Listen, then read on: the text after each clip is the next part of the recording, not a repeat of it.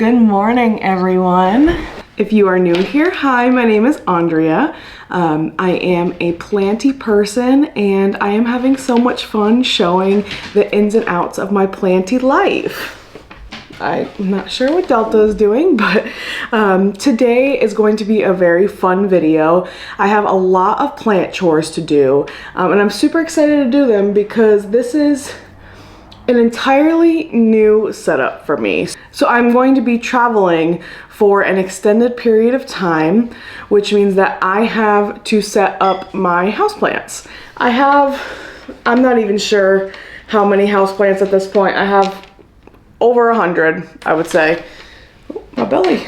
I have well over 100, maybe even 200, I'm not exactly sure, but they need to be taken care of before I head out.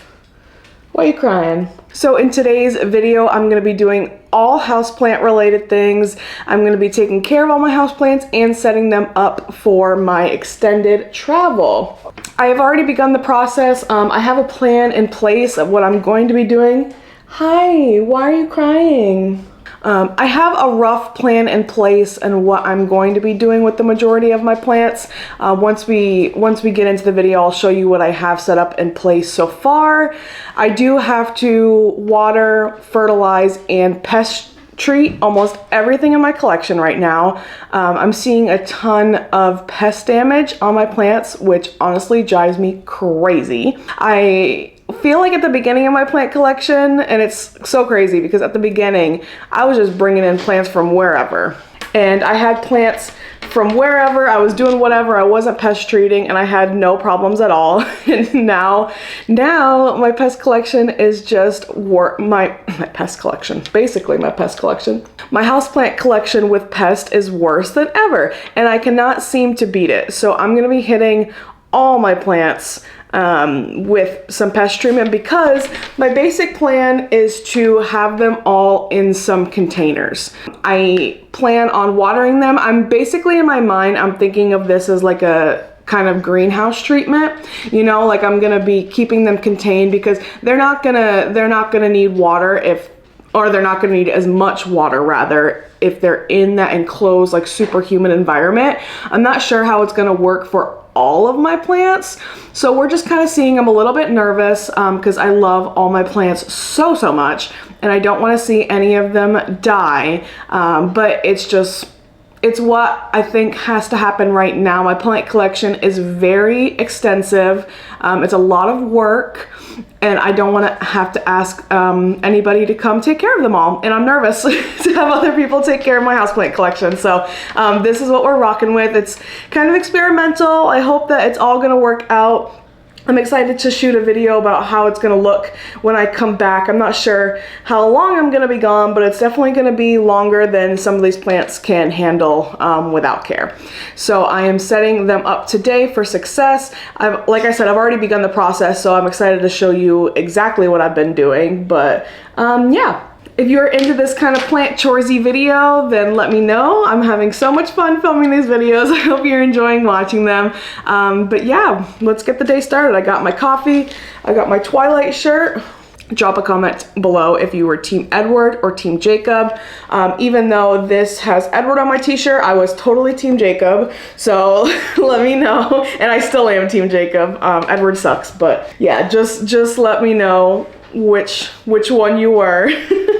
So yeah, I think let's just get the project started. Delty is getting restless. She's just very confused as to why I'm talking to nobody in the room. Okay. All right, let's get started. Yeah, let's do some plant care, y'all.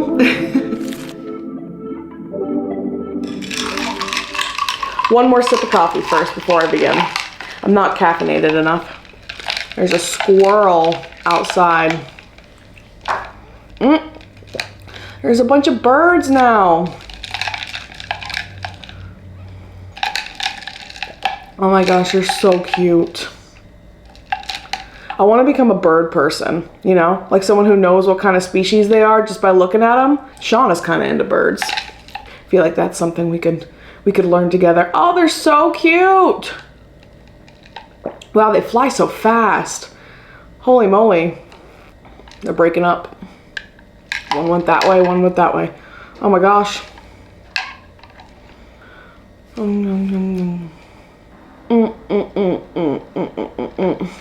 All right, I got my coffee, I got my water. We are ready to go. It is a absolutely super hot day outside today, which is what prompted me to do this video because I am staying inside. I checked my phone when I woke up this morning. It's gonna be almost 95 here in Florida, or over 95. Probably 95 feels like 97, 98 with the humidity or whatever. So I am not doing any of that. If you saw last week's video, which was yesterday in my time, in real time, I was outside all day. So if I'm looking a little sunburned or whatever, that is why. I was outside all day yesterday, and I don't want to be outside today. So today we are doing houseplant stuff, which is, you know, some of my favorite days. I like to set a day I like to set a day aside to just kind of take care of all my plants, and especially with this newfound traveling that we're doing, which I'll talk about in a different video. I don't feel like today's the video to get into it, but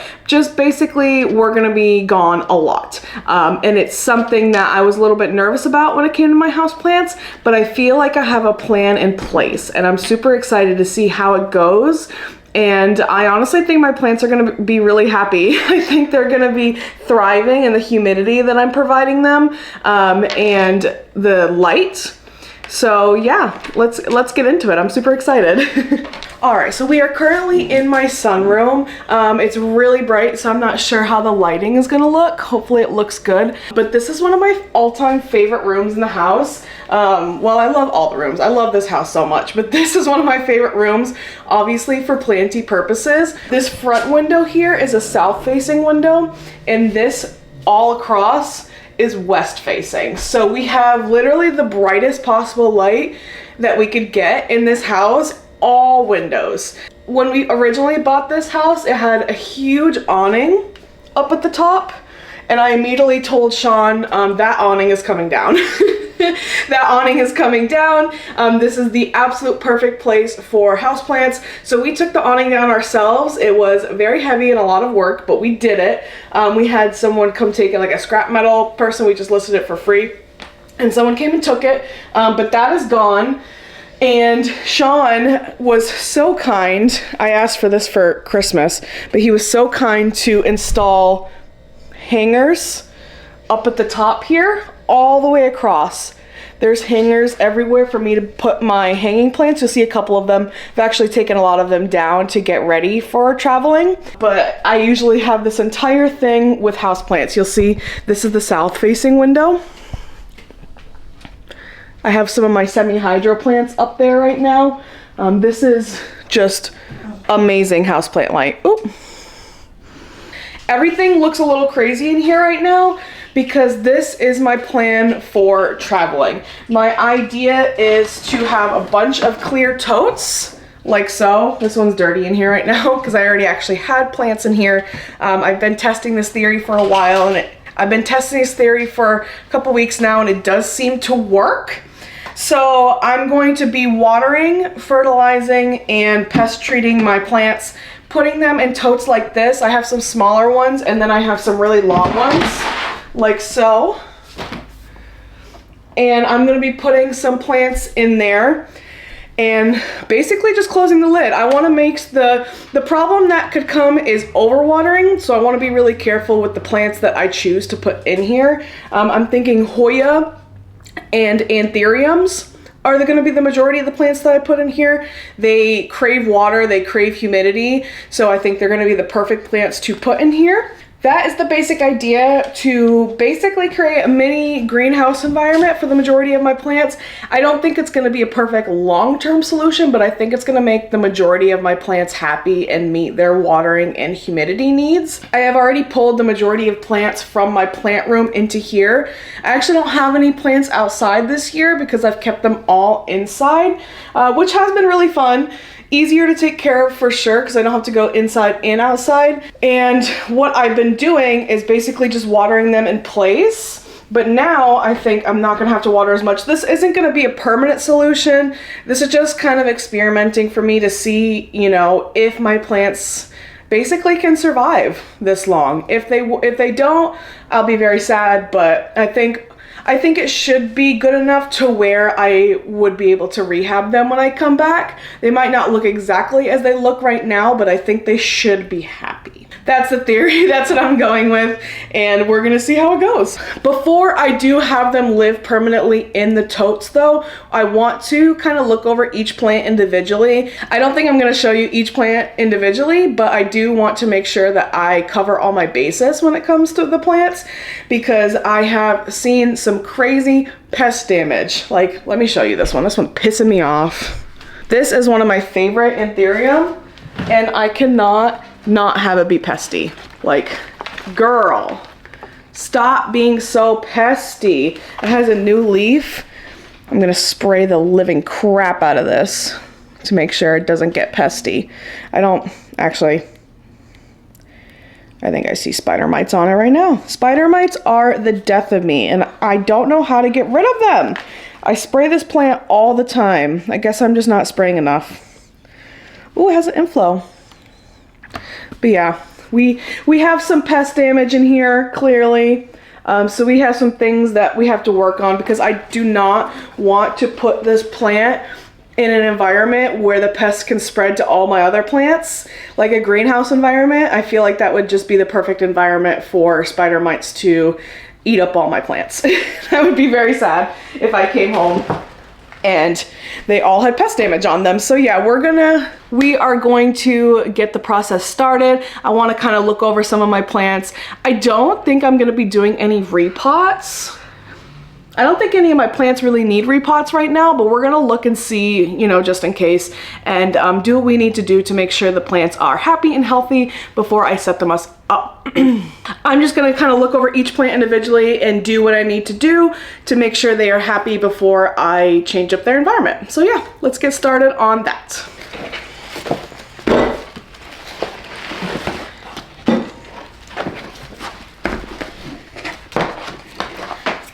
So this is the first plant that I want to take a look at, because I feel like I'm noticing some pest damage on this one, and I've never had pests on this plant before, so I want to make sure that I keep this plant really happy. This is my Maranta light veins. Just an absolutely gorgeous plant. I got this from a seller on Etsy maybe about a year ago. I can drop the plant store down in the comments. It's a super awesome plant shop. It's from Florida, so I feel like it comes to me super fast and in good condition. I don't normally love buying plants online, but I will do it if it's like local or local-ish, because I really worry about the plants in the mail for an extended period of time. But this shop is based in Florida, so I'm not too worried about it. I wonder if I have a picture of what this plant first looked like when I got it. It was literally like a 2-leaf cutting, and it has grown this much, and I have given so many people amazing cuttings of this plant. It's just really good. I've had a Maranta in the past that I did not do well with. I do feel like the secret for me in this one is a self-watering pot. So I actually do have this in soil. I think I would love to set this up in semi-hydro now that I'm thinking about it. Maybe that's something I could do an experiment on. I think putting this plant in semi-hydro would be something that I would definitely be interested in. So maybe that's something we can do today as well. But I really did want to look at this plant because, one, it needs some care. Like, there's some dead crunchy leaves at the bottom and stuff, which is normal, but I'm seeing some leaves that are a little suspicious. And like I said, this never happened to me before. Like, this one is just, it's like broken. I'm seeing some damage on the other side, and just stuff that I don't normally see. So I'm gonna give this plant a look over. I'm definitely gonna be pest treating it. It needs water and fertilizer because this plant is a heavy feeder. Obviously it's been growing super happy, so I like to keep it fertilized so that I can keep getting some growth out of it. All right, so first thing I'm gonna do is just kind of go through, I'm gonna look at the bottom layer of the plant, and I'm going to be taking off all those crispity crunchy leaves because we don't need them, you know? They're just ugly. I think I said in one of my earlier videos, if you are afraid of cutting plants or cutting your plants up, this is not the channel for you, because I'd be cutting up my plants just for looking ugly. Like, I don't like the way that looks, so I'm cutting it up. This one too. I do have some that are completely crunchy, so obviously I will be cutting those off, but I'm also cutting off anything that's just ugly, you know? You really want to be careful to make sure you're not cutting off like a cutting. This one just ripped off. But cutting from the stem, totally fine. Like this, can't stand that. Cannot stand that in my plant. There's also just weird, I feel like it's normal for the lower leaves to just look ugly. So like this is a lower leaf, and I think this might have been like, if not one of the original leaves I got, one of the earlier leaves, because it's so tiny. Like look at this leaf compared to this leaf. This is the growth I've been getting lately, and obviously there is a very big difference. So the plant came to me with leaves this size, and it's been this size. I do think that has a lot to do with the environment that I've been keeping it in. So I do keep this one outside. It doesn't get the most amount of light. I have this outside in my covered porch in the backyard, or like covered cement thing. It's not raised, so it's not technically a porch, I don't know. But it is covered, and Florida humidity definitely helps it out. So I think that's the reason why I don't get too many crispy edges, and I know that the majority of crispy edges come from me underwatering. This is a plant that has been a challenge for me to keep happy water level wise, so that's something I'm definitely working on. But the crispy leaves are definitely due to me, because this plant is getting all the humidity, all the Florida love and Florida humidity that it wants. Yeah, I do think I'm seeing some pest damage, which sucks. Makes sense. I do see a lot of pest damage on my plants that I have outside, obviously, because the critters can get to them a lot easier. But I was explaining to one of my friends, actually. I feel like I see pests more often outside, but because they're outside, I feel like there's natural predators that kind of take care of them outside. So I feel like I'm actually spraying less outside, if that makes sense, because I see damage here inside, but there's no natural predators to eat the pest or to get rid of the pest. So the pests stay, they multiply, and then it just becomes so crazy. Whereas outside, I feel like I'll see it, I'll hit it once, and then I don't necessarily see them come back, or I feel like it's just more of a symbiotic relationship outside, because like I said, there is critters to eat up the bad pests. I do not like the way that leaf looks. Yeah, I feel like at the beginning of my houseplant collecting, I didn't have as much of an issue with pests. Now I'm just cutting off anything that I think looks pesty. All right, now I feel like I'm cutting too much, so I'm not gonna cut all the ones with crispy edges, because I feel like I'll get rid of half the plant. So I'm okay with a little crispy edge. If the plant grows really well in the tote, which I think it should, I'll get rid of the crispy edges then. This one has weird spotting on it. I'm gonna get rid of that.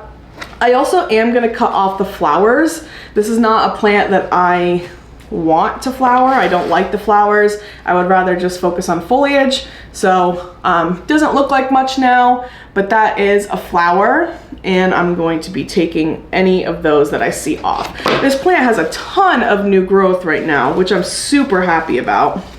I can't wait to see all those new leaves come out. All right, I think she looks so much better. The new leaves lately have been insane. Like the veining on these leaves are just crazy. I love this plant so much. I feel like this is a more hard to find Maranta. So if you do happen to find it, I definitely think it is worth picking up. And someone who is not very good at taking care of Maranta, like I've probably killed 2 or 3 throughout my houseplant journey, this one has been totally fine for me. Like I said, the secret is a self-watering pot. Or, like I said, I'm gonna try it in semi-hydro and see how that goes, because that has been my life savior for my thirstier plants. Actually, now that we're talking about that, let me take a cutting right now, because I'm gonna experiment. All right, I want a nice healthy cutting. This one's catching my eye. So with Maranta, they do have nodes to look out for when it comes to cutting. And if you don't know what a node is, that's basically just like the junction of where 2 cuttings meet. I'm gonna cut it and then show you, I guess. Okay. Yeah, I'm gonna take this. They're big leaves, but I feel like you barely noticed that on the plant. This is my experiment plant, so we'll see how that goes. I'm gonna keep the majority of the plant in soil because it's been so happy so far, so I'm gonna keep that like that. And then these are the cuttings that I just took. So this is a node. That's what I was talking about. You wanna make sure you get at least one of these. I think there's technically 2 here, right here, and 3 actually. 1, 2, 3 right here. And then this cutting has 1. I'm not sure if I'm gonna put these straight in a semi-hydro. I'll put them in water for now. So let me go get some water. All right, so we have this cutting in water. So beautiful. So excited to see how this goes. I'm not sure if I'm gonna put it in semi-hydro right now or wait until I come home from traveling. We'll see how it goes, how fast it roots up. But yeah, super excited. And then this plant is looking stunning. I'm not gonna water and treat everything right now. I'm just gonna kind of look everything over, and then I'm gonna do a big batch of pest treating and watering. So yeah, let's move on to the next plant. Okay, so I found 2 plants that I definitely wanna look at. I'm seeing some pest damage, which is crazy. I have literally never had pests on these plants before. So we are just gonna figure them all out. This is a begonia. I honestly don't remember the name of it, but it is stunning. Again, in soil in a self-watering pot. If you are gonna keep begonias in soil, I would highly recommend a self-watering pot. It's been an absolute game changer for me. But yeah, I'm just seeing some leaves that aren't quite as happy as they used to be. And I wanna give that a look. Second plant I wanna look at is my African violet. It's the only African violet I have in my collection. I got it last year on my birthday, and I kept the tag because I loved the name. It is called Rob's Loose Noodle. I don't know if you're gonna be able to see that. Rob's Loose Noodle. Love that name. But this plant has grown so fabulously for me. If I have a picture of what it looked like when I got it, I will drop it below, because I want you to see that within a year, I have managed to grow this plant to an absolute stunner, and now I am seeing pest damage on it, which is so frustrating. I don't know where the pesties came from, but they need to go away. I was thinking about it the other day, I was like, I literally haven't introduced a new plant into my collection in a really long time, so I don't know where this pest damage is coming from. Obviously came from something, someone did it. Oh my gosh, there's a leaf that fell that's rooting. I've done this a couple times with this African violet. You can root from the leaves, but I'm totally gonna keep that. There's no flowers on this right now, but they are stunning. The flowers are stunning. But yeah, I'm going to cut off every ugly leaf. Like, are you damaged or are you variegation? Like, that leaf is crazy looking. What is that? Why do you look like that? That has never looked like that before, but it definitely looks like damage. So I am cutting them up like crazy. You are gone. And if we just have to start this plant over, then that's fine too, because obviously there was a leaf that fell that was rooting itself, so it's obviously easy to propagate. Oh, this hurts. This one hurts because I've never had an African violet before, so I was so proud of how I had it looking. Like, it was looking so lush and beautiful. There is some flowers that are about to come out, but it kind of just finished its overall bloom cycle. It's been blooming multiple times a year for me, but it just had a huge amount of blooms. I honestly can't tell. No, this isn't variegation. I thought it was maybe like a weird sport variegation, but no, I think it's just damage. Maybe I can grow a couple leaves and see. Now I'm thinking maybe it's sport variegation. I don't know. I don't know enough about African violets because I'm seeing no pests on this. Maybe we'll do a little experiment. I'm not sure. I'm gonna take them off. Just for the safety of the plant.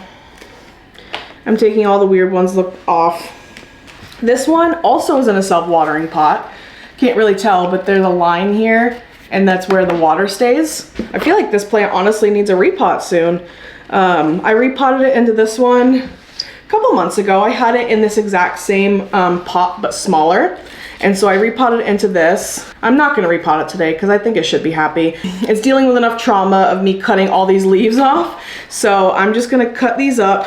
These leaves fall off super easily. I did not want to take that one off, but it wanted to come off. So, but yeah, I'm not gonna repot it today because I, one, don't have a bigger self-watering pot, and I'm not sure what is going on with this plant. That looks really pretty. I have to do some research. Do African violets just randomly become variegated? Because like, I know what pest damage looks like, and until I didn't look at it up closely, but this honestly does not look like pest damage. I have to look and see what it looks like on an African violet. Yes, African violets can become randomly variegated, often due to spontaneous genetic mutations or environmental stress. While some varieties are bred for permanent variegation, others can show random, unstable, or temporary white or pink spotting that may disappear in warmer conditions. I don't know. I really don't. This one is a tricky one. Either way, I could be cutting off all the variegated leaves, which is also fine. I don't really care. But yeah, I just took off like all of these. Look like they could be variegated and not damaged. But either way, they came off, and we are going to spray this plant down real good. This is what it looks like now. I don't want to take off too many cuttings, obviously, for the health of the plant. I don't want to just cut it back to nothing. So I am going to keep it looking like this for now. And we're going to see with this one. I'm not sure if I'm going to propagate all of these. I might, just for the fun of it. But I just took off a lot of leaves. This was the one I was telling you about. So this one broke off by itself, and it was just on the soil. And it has roots already. So I've never propagated them myself, but I know that they are super easy just by leaf cutting. So we're gonna work on that later, maybe. That'll be fun. And also if the plant goes downhill, maybe I'll have those cuttings to keep the plant alive. All right, super happy about that one. I'm gonna be putting them all in the kitchen, or maybe I'll bring them outside. I'm putting all the plants in the kitchen for now because I am gonna water them off, pest treat, and do all that stuff later. So next one, this is Begonia Silver Spot, I wanna say. I'm honestly not sure what the exact name is, but this is what I'm working with right now. It is healthy majority, but I'm seeing some leaves that need to be cut off for sure. So I don't know if this one is pest related or if it's just, you know, when it comes to begonias, oh, there's flowers. Ooh, those are kind of ugly flowers. I'm cutting those off. I don't care much for begonia flowers, so they came right off. But they're kind of ugly. Off, yeah. So we're gonna be cutting off old leaves, like right here. She's ugly, she's going away. She is ugly. What's going on with her? She's ugly, she's going away. This plant obviously has enough foliage to where this is not negatively impacting the plant at all. In fact, I have found with begonias that pruning them regularly just makes them grow back stronger. Like, I think this plant is only as full as it is because I continuously prune it. So we're gonna cut a lot of these back. And honestly, I might bring some of these to the plant swap if I can get them to grow happy. I think this is a really cool plant that I think a lot of people would be happy to have. So we're actually just going to take some cuttings for that as well while we're here. I'm also thinking of pruning smartly for overall space because in my totes, obviously space is limited. So I want to kind of, if something is hanging over the edge, I'm gonna kind of cut it back so it's maintained in the pot. So like, I'm just looking at that like this one. This leaf, I'm just gonna cut it off. I have enough foliage at the top of the plant to sustain the overall plant, whereas this would just be like going on another plant. You know what I mean? So I'm cutting that back I think that's good. Maybe this one. I'm also seeing a ton of new babies growing at the base of the plant, so I'm not at all worried about growth on this plant. I'm really just looking for shape right now. I feel like I planted this on one side of the pot, so it looks weird because there's all this open soil right here and the plant is kind of going this way. It could be because it wants to face the sun. That was an easy one. Now that I'm looking at it, I'm not seeing any pest damage on these leaves. I'm really just seeing like regular begonia leaf damage. Like, I feel like the older leaves start to look ugly and then the new leaves are forming, so that's totally fine. This plant does look super happy and I'm seeing a ton of new growth versus when I first got it. It was just a little baby plant when I first got it, so it does look really happy compared to that. And I am already filled, my potting mat is already filled with cuttings. So yeah, let's see. This one is gonna be in water as well, I think. I don't remember. I think this is a rhizomaceous begonia. Sometimes they have a hard time cutting or rooting up with their cuttings, but I already cut them, so I'm gonna see. And I think this would make someone really happy at a plant swap, or honestly just give it away. Since I have the plant already, I'm not worried about it. I'm stacking up all the healthiest cuttings. I don't need to, I don't need to use every cutting, obviously. I'm gonna be not using the ugly ones, but I'm keeping the ones that look happy. This one, not gonna use, but I'm gonna keep the ones that look happy and put them in water as well. See if I can get those to grow. I'm gonna put the cuttings in with the Maranta for right now. It's like a little planty bouquet in an Alfredo container. So cute. Sorry if you can hear that. Someone's mowing their lawn outside. I don't know if you'll be able to hear it, but I do.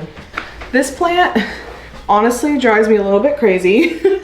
I don't know if I plan on keeping this plant forever, but I think I will keep it for now. So this is the spider plant, the humble little spider plant. I love this plant. This plant does not love me. I feel like it needs more than I'm giving it, and I just don't know if I have it in me to keep it. So I'm gonna clean it up today. I think I might take these babies off. I'm not sure, because if you don't know, spider plants propagate by their little bebés. And this one is pushing out a ton.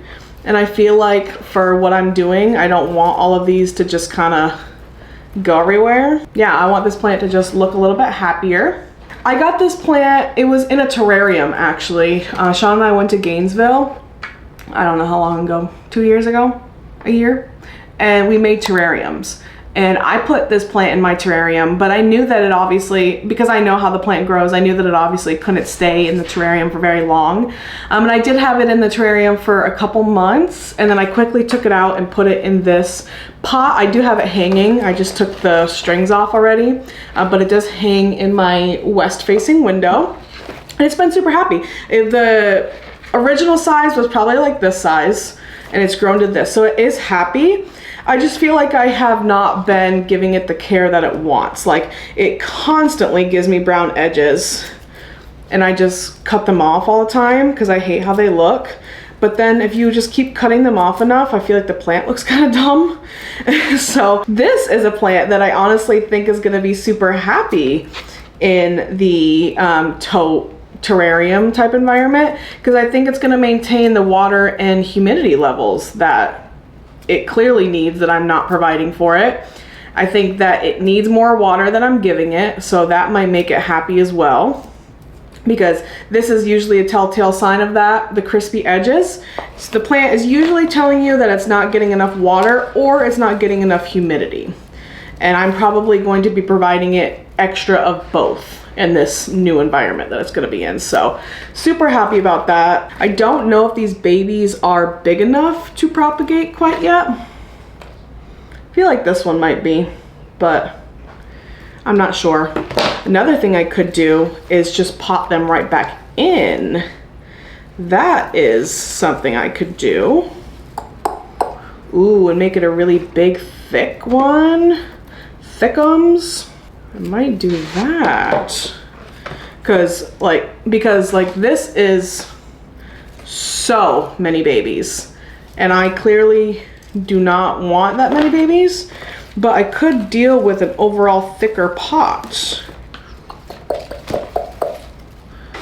Maybe I'll try it. Let's just try it. I don't know if I'm gonna actually remove it or if I'm just gonna kind of stick it. I do already see some aerial roots growing. So let's just experiment. We are going to push these babies down, see what happens. I'm just kind of pushing them in the, I don't know if you can see. Sorry, I didn't realize that was in front of the camera. I don't know if you'll be able to see, but I'm just kind of putting the babies back in the soil. I'm not gonna get rid of their umbilical cord per se, that's what I would call it, because I don't know if all these plants are big enough yet to survive this. And I feel like it's not a big deal if they're not exactly touching the soil. I feel like the aerial roots will find their way. So yeah, I never thought about doing this before, but I'm super excited to see how it goes. And like I said, with the begonia, I think it's gonna kind of contain the plant a little bit. Okay, she's cute. Looks kind of crazy right now, but I think it would be super cool if all those little babies end up rooting and making it a super thick spider plant. And then if they do end up rooting, I'll obviously repot it because that's clearly going to need a bigger pot. I wish I had some like sort of pin to hold these down. Hopefully the aerial roots will find their way into the soil. I am gonna water this again, and in the tote, it's going to have a ton of humidity, so the aerial roots will be finding their way down into the soil. So yeah, that was a quick one. I'm gonna get rid of this crispy edge, and I'm actually super excited about this one now. I started it saying I wasn't sure if I was gonna keep it, and now that I'm experimenting with these little babies, I feel like it could be so stunning when it's a nice thick plant. So yeah, super excited about that one. All right, that was easy. All right, this is a big guy. This is my, oops, I don't even know if you can see all of it. This is my Monstera Aquayogenensis. I'm gonna drop the name because I want to make sure I'm saying it right. It does have pest damage. I think that might be contributing to why this leaf looks so bad. This is the first fenestrated leaf, which I'm super excited about. As you can see, I have this one on a moss pole. It has clearly overgrown its pot. Super happy, but I am starting to see some pest damage, and that is very annoying. This plant clearly needs some TLC. I'm not sure, honestly, if I want to extend the pole and get it to be really tall, or if I want to take a cutting and chop and extend, or kind of chop here and extend. So when you have a plant on a moss pole like this, these are two moss poles put together. What you can do is cut here and then start this as the new plant. So I'm not sure which way I'm going to be going. It is reaching the top of the moss pole, but only because I have this cup in here. It could go for a little while longer on this top moss pole. What do I do? It also has pest damage. Oh my gosh. Do I repot it? Or do I chop and extend? What do I do, Delta? I feel like, okay, so this is what I'm thinking. I feel like the bottom is really ugly. I don't know if you can see it, but there's a lot of damage. But there's a lot of damage on the lower leaves, and it's really ugly. But I'm thinking what I might do is put one more moss pole extension. Hopefully see if I can get the plant to grow nicely, eradicate the pest, that's priority number one. See if I can get it to grow nicely, and then I think I would chop here, which is where the plant starts to look better. Oh, it's not its first fenestrated leaf. It's not. It has a fenestrated leaf right here that's small. Now it's got a big fenestrated leaf, but anyway, I think I would chop here at the second moss pole and then restart the plant. Because honestly, the plant is doing really well. Like I said, it has all these roots and I'm scared. I'm scared of hitting the plant with pest damage and a chop and extend. Does that make sense? I want to make sure that it's happy and I want to make sure that we have the pest situation figured out before I put it through the trauma of completely chopping its root system off.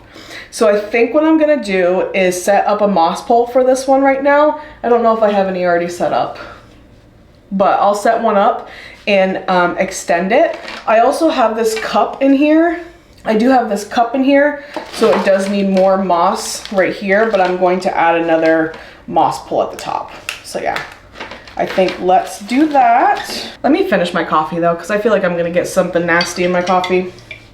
Let me go see if I have a moss pole.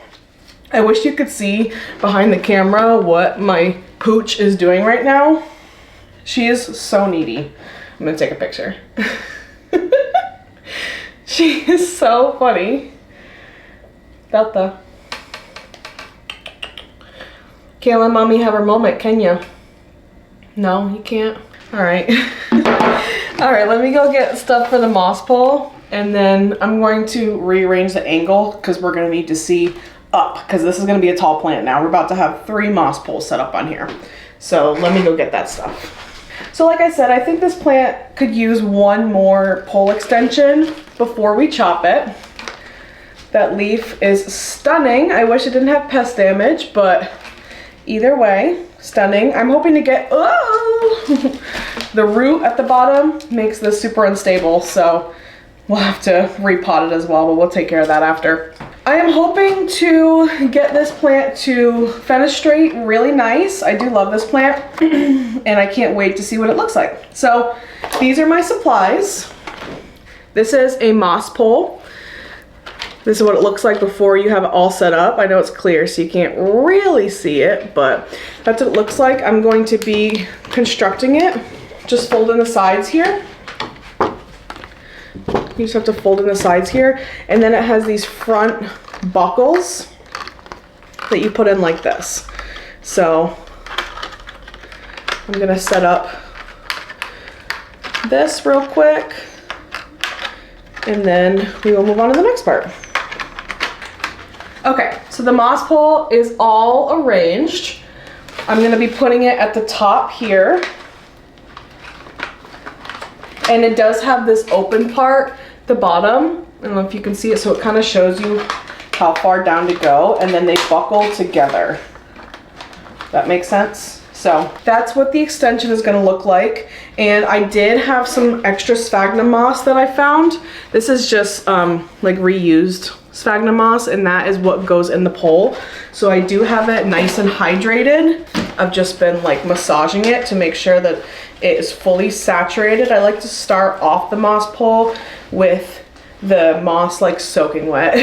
I think it helps redirect the roots to where they need to go. And so we're gonna be starting from that. Nice, wet sphagnum moss, love it. Okay, so let me go get a stick because it makes it so much easier. So I like to use this little bamboo stick. It broke off from another big bamboo stick, and I like to use it to put the moss in there. So we're just gonna fill up. Ooh, I am gonna probably drop a lot of moss in the process, so just be prepared to clean it up after. I'm not super worried about this one getting moss on the surface because it's in soil. I would be more concerned if I had this in a semi-hydro environment like pond or leca. Ooh.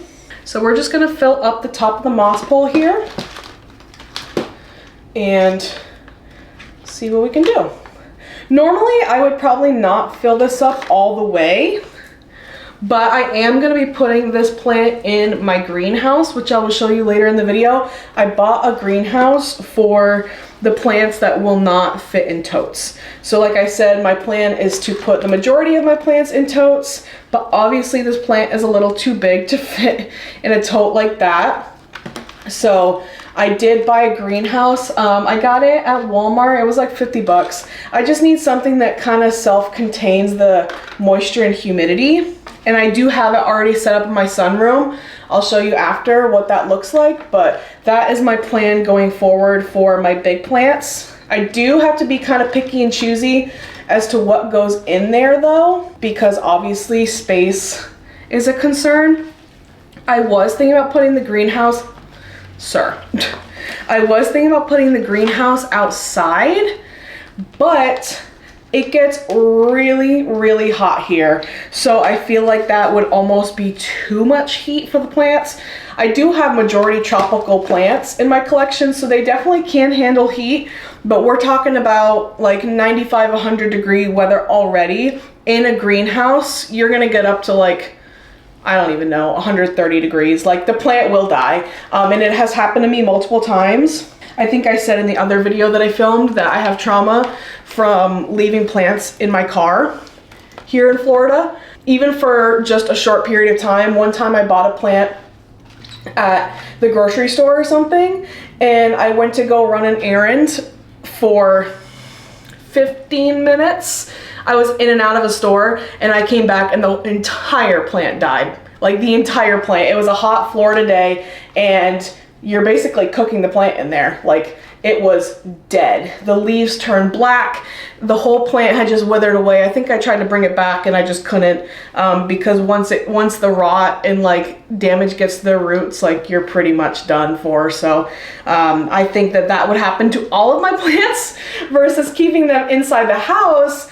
We keep the house at like 70, and the greenhouse, I do have a temperature gauge in there, like I said, because I've been experimenting. I have a temperature gauge in there. We keep the house at like 70, 72, depending on how hot it is outside. And it's already up to 100 in there. I checked the temperature gauge during like the hottest part of the afternoon. This gets afternoon facing sun, so when it's beating down on it, that greenhouse got to like 97% humidity and it said like 104. So I was already a little worried about it.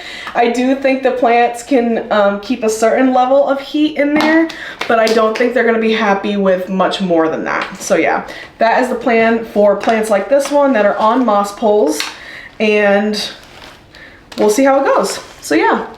Ooh, this plant looks so good already. I feel like it always looks so good when it gets a upgraded moss pole. You can see what that looks like there. That one leaf is pissing me off. Why are you backwards? Because the pest damage.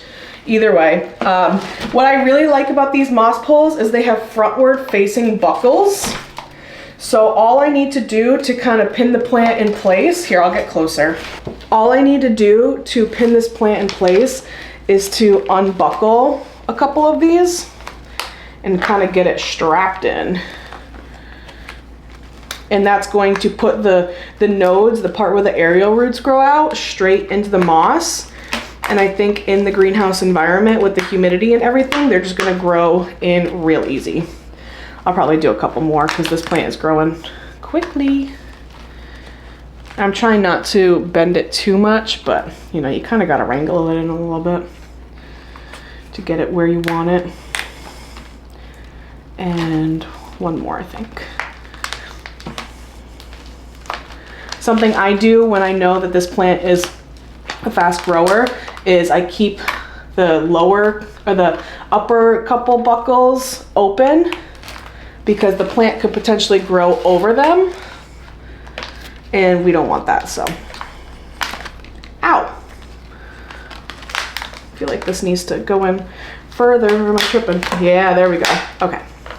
That feels much more secure. I was gonna say, something felt off, but I think I didn't have it in far enough. Got them all buckled in.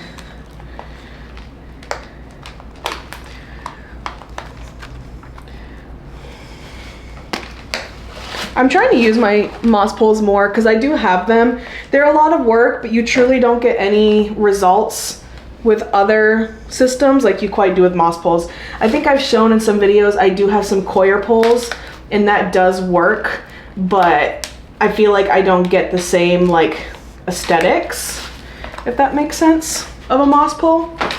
So I do love using them for certain plants. I've had this plant for a while and it has not done well for me until I put it on this moss pole. So I'm super happy with that. I love the way that looks. She looks all strapped in and ready to go. And now that I've put it in a better environment, this plant, this leaf is doing what it's supposed to do. Look at that. Look at her. Stunning. Not sure if you can see that, but there definitely is some pest damage on there. That's okay. We're gonna figure it out together. Yeah, so that was project number 1 for this plant. I'm not necessarily worried about repotting it right now, because when you have a plant on a moss pole, there is roots all up and down this moss as well. So like it doesn't necessarily need to root there because it's rooting here. I don't know if you can see any right now, but see a couple. But there's roots all up and down this moss. So do I want to put it in a bigger nursery pot right now? No, because I want to save space. I'm putting the cup back. I have holes at the bottom. I don't know if you can see them. And all I need to do is put water in the cup. Since it's not rooted at the top, obviously, I'm going to be like consistently making this part moist so it finds its way up the pole. But once it does, all I need to do is water right there. So yeah. I think I'm gonna do something crazy. I think I'm gonna cut these off. Am I? No. No, that's too crazy. I do have this one in a super heavy ceramic pot, so that's why it doesn't get flimsy.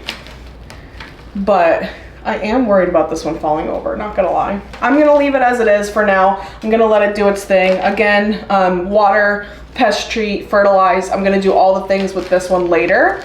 I just kind of wanted to get it set up and looking pretty because I knew I needed a new moss pole for this one. All right, on to the next one. Alrighty, we're dealing with another moss pole plant. This one does not need an extension, but I do think it needs some TLC. Let me move this moss here. This is my Epipremna marble. Well, half of it is an Epipremna marble. So if you look at this plant here, the bottom is stunning, beautiful, gorgeous.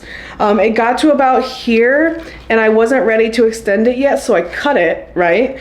And ever since then, it has reverted. But I am actually okay with it for multiple reasons. I'm okay with it because this green part is stunning. Like, it's already starting to get really big and I think it is just so beautiful. And so I keep extending it. It's already starting to fenestrate up here and get super happy. But I noticed at the bottom that there's new growth coming out. This is all new growth. So this is the original vine that we have up here. And since cutting it, it has grown from the bottom variegated, like super variegated. That is so stunning. So I have a couple different plants within this one plant, but I love the way it looks. I'm gonna keep growing it. I feel like eventually I will separate them into two. Even if I just get this one short pole with like multiple strands of variegated Epipremna, I'd be super happy. I think that would be stunning. Wow, there's so many roots in this pole. That's so fun. See what I was talking about earlier? That is a root that's running down the plant. So the plant is supported by not just the roots in the soil. It's supported by roots. There's a couple little ones in this green part. The plant is supported by roots in the pole as well. So yeah, like I was saying, I feel like I'm gonna cut this eventually. I'm probably gonna cut it here again and just have this grow. My plan is to try to get this as big and healthy as I could possibly get it because I think it's just so stunning. And then since this is growing back variegated, I'm super happy about that and I want that to continue. So I do need to wet this pole. It's super dry, so I am a little bit concerned about that. It's also missing a cup, which I need to find one. But yeah, I just wanted to look this plant over because I haven't looked at it in a while and I want to buckle up every place that it needs to be buckled. I actually don't see any pests on this, which I'm surprised about because this plant has given me some pesty troubles over the year or so that I've had it. but it does look good now. And I feel like Epipremnum are super resilient. So yeah, she's so beautiful. I'm gonna give her a little look over. I actually didn't realize before, but there's 2 green cuttings coming out. I think when I cut it, it divided. Yeah, it did. So I'm going to do a little bit of unbuckling, rebuckling. I just want to get this one set up so if I am gone and new growth comes out, it doesn't get all stuck. Because I did notice that when I cut this, some of the new growth got stuck in between the buckles. So I'm going to do some work with this one, see if I can get it to look a little bit better. Sometimes the hard part is figuring out whether to put the leaves under or over the buckle. I do want, here, let me show you so you can see what I'm doing. Like this part of the junction right here, there is a lot going on, and I'm working on this buckle right here, right? So I want this part, which is the stem, to be under, but I want this foliage to be over so it doesn't get strapped in. So I'm going to just gently move these back and buckle that in. There. So we have the leaves out, but the stem in. The stem is really the only part that you need touching the sphagnum moss. I feel like I might have broken this leaf, which sucks, but yeah, I did. Oops. Let me cut that. Sorry, leaf. This one's ugly. But yeah, sometimes the hard part is just making sure that you're not damaging the plant when you are kind of setting it up in place. And so this top one looks good. This top one is growing way faster. So it's already up to here. The bottom cutting is right here. So I do kind of have these. I do have this one buckled in, but this buckle I'm going to keep open like that. So when it grows over, then I'll be able to buckle it in. Or should I buckle it in now? Nah, it's not ready yet. Not ready. I could do that because I feel like if I buckle that in, that'll damage the leaf that's coming out. But is it gonna find its way into the moss? I'm gonna leave it unbuckled, but just kind of closed in for now, because I do really want these to root into the moss. That's the only way that I'm gonna get big growth. It's fine if it goes up and down, but if the aerial roots are not in the moss, I'm not gonna get it to size up the way I want. So, well, number one, I need to keep this moist because it's dry. Dry as the Sahara Desert right now, so that's not helping anybody. But yeah. The variegated part of the bottom looks really good. I'm just gonna kind of let it do its thing. I don't want to disturb it, so that is just gonna keep growing as it is. It's actually huge leaves. The last one was just variegated, which is stunning. So we're gonna let that go. But yeah, I didn't do too much on this one, but I really just wanted to check it out because I was worried about it. I really like this plant and I want this plant to do well, so it doesn't need much. It's just stunning the way it is. I just want to show my Anthurium crystallinum right now because I just saw this and I literally said, what in tarnation? Like, what in tarnation is happening here? This is my Anthurium crystallinum. She's stunning. She is pesty, but she is stunning. Like I said, lots of pest damage on these leaves. I grew this from a little baby and it's growing really big. I literally saw this after repotting it into this humongous nursery pot. Like, this is my biggest size nursery pot that I have and it's already rooting out. Like, I just repotted it in this a couple months ago. So she's not going anywhere. I did purposely pot it low, as you can see, so there's room because Anthurium kind of grow up so I can fill the soil eventually. But this is a new development. Is this pest related? What is this? This new leaf is looking like this. What is that? And not only what is that, why does it have a fused sinus? Do you see that? It's literally a fused sinus. I don't even know what's going on. I don't know This plant has never done that before, so I don't even know what that could possibly be. And the funny part is that this plant always has pest damage on it. Like, it comes out the womb with pest damage. And this crazy leaf, I don't see any pest damage on. Like, it's ripped, which is fine. I feel like I do that a lot when I'm touching them. It has crazy waves in it. It looks like this. It never has emerged like this ever before. And it has a freaking fused sinus. I have to take a picture of this. Is that like a not enough humidity thing? This is the weirdest looking leaf ever. And I feel like it would have been so stunning. Like, it's got crazy veining, more so than I've seen on any of them. I was looking to see if I could like break it. No, we can't do that. I'm also cutting off this old inflorescence. I did not collect any pollen from it, and I don't plan on pollinating it anytime soon.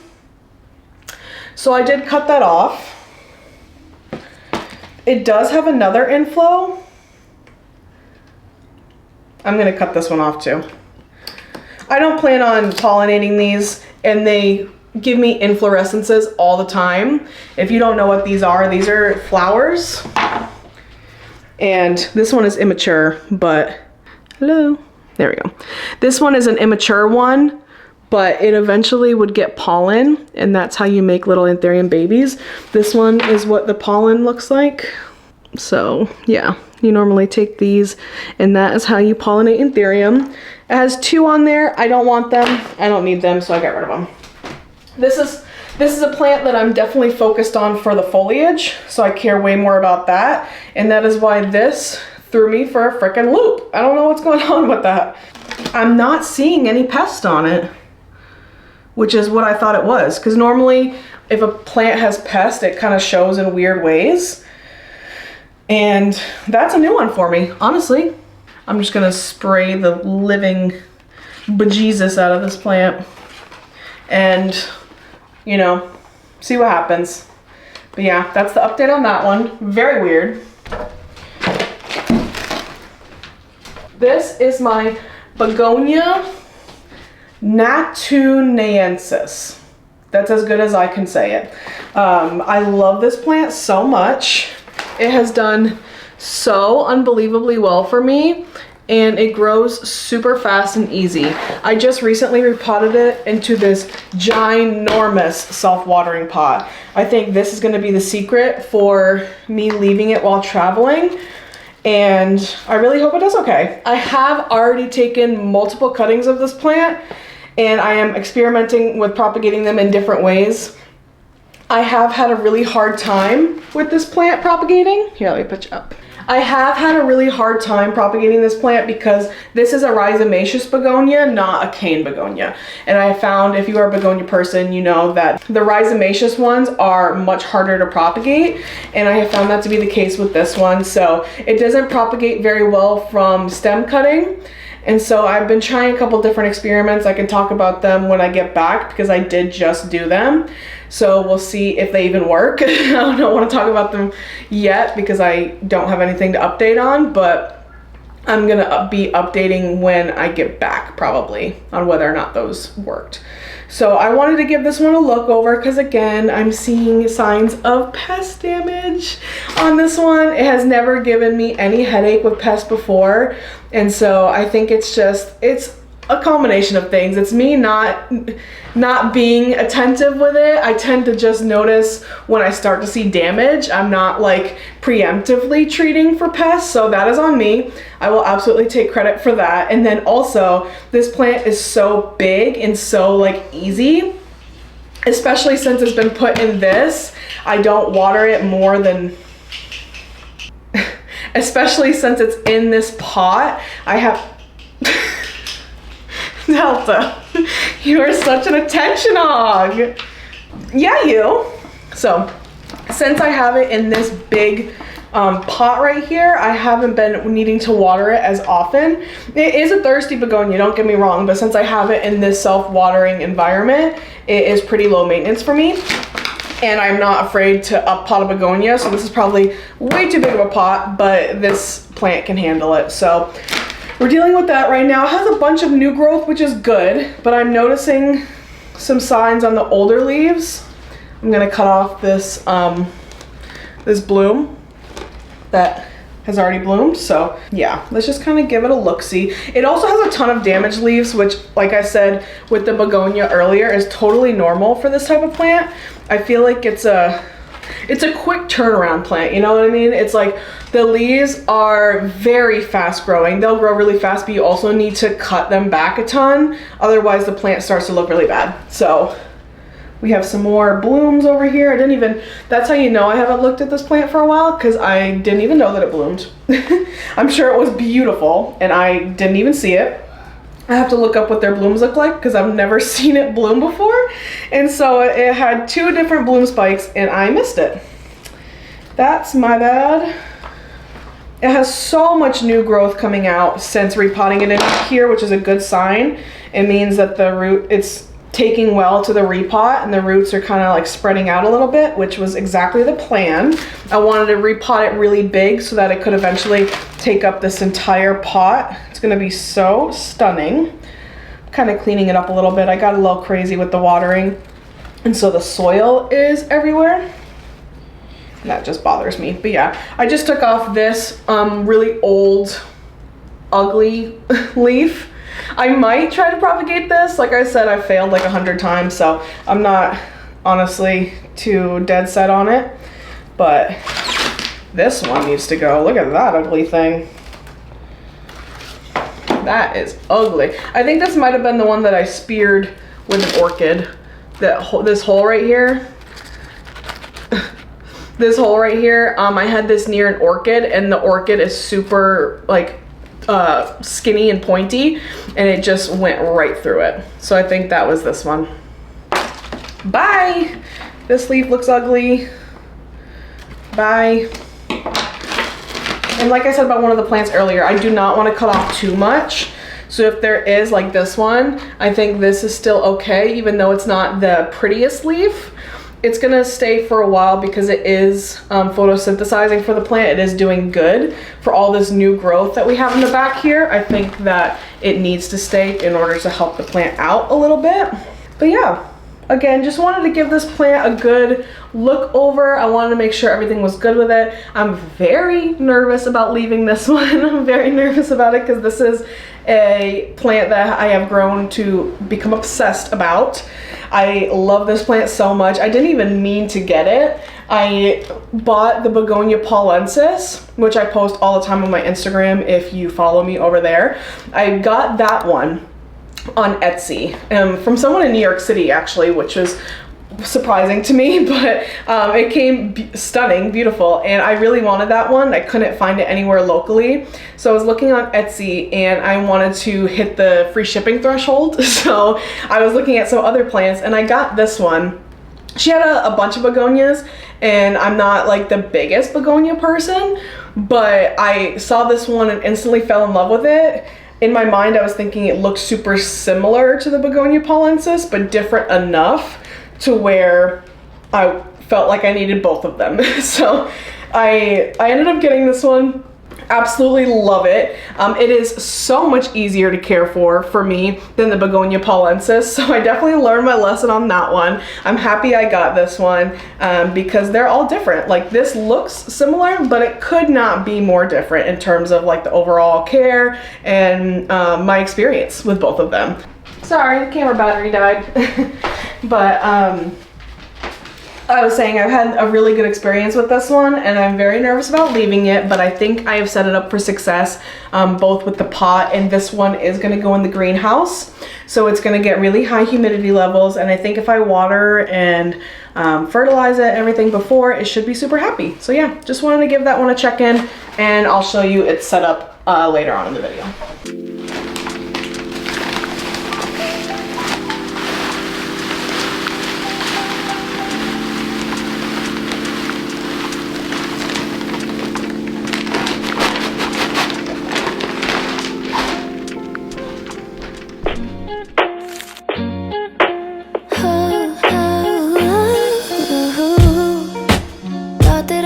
be a bit at peace by now.